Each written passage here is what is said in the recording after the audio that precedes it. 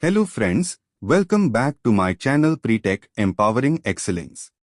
Today's topic is how to reset Solidworks settings to factory default settings. Before the started, do click on subscribe button to more updates. Check the instructions which I have described today to reset your Solidworks settings to factory default settings.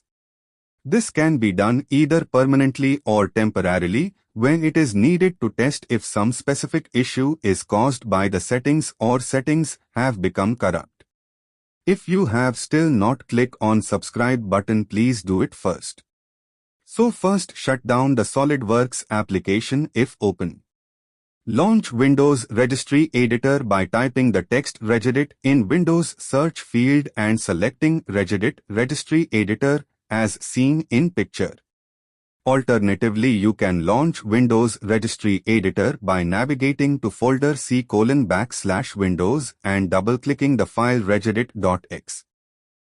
Now explore the registry editor tree as seen in picture and find the registry key named hky_current_user/software/solidworks and rename this registry key to another name, such as solidworks_old.